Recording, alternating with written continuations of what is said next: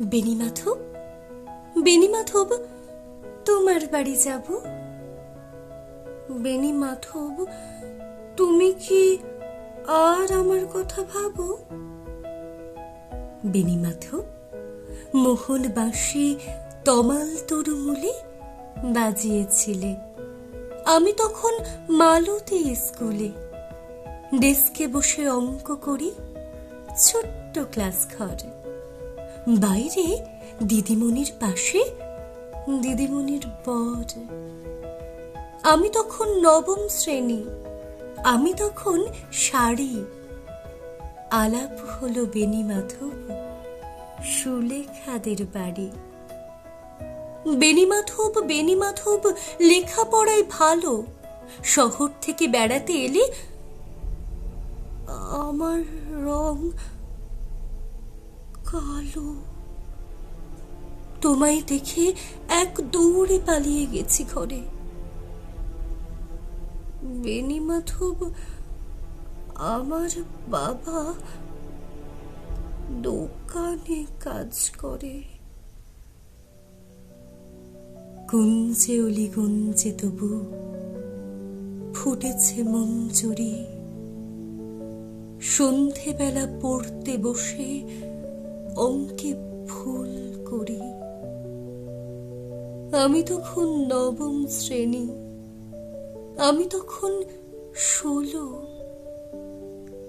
ব্রিজের ধারে বেণীমাধব লুকিয়ে দেখা হলো। বেণীমাধব, বেণীমাধব, এত দিনের পরে সত্যি বলো, সেসব কথা এখনো মনে পড়ে?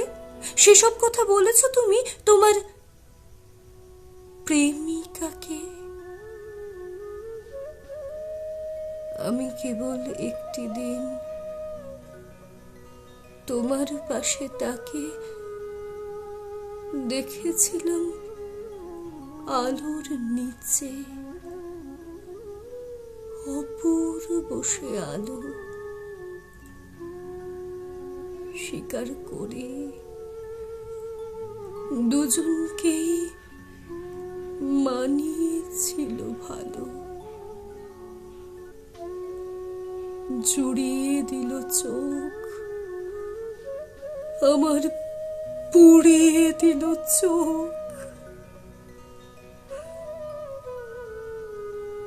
বাড়িতে এসে বলেছিলাম ওদের ভালো হোক।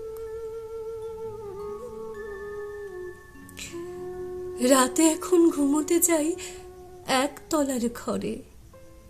মেঝের ওপর বিছানা পাতা, জ্যোৎস্না এসে পড়ে। আমার পরে যে বোন ছিল চোরা পথের বাঁকে মিলিয়ে গেছে।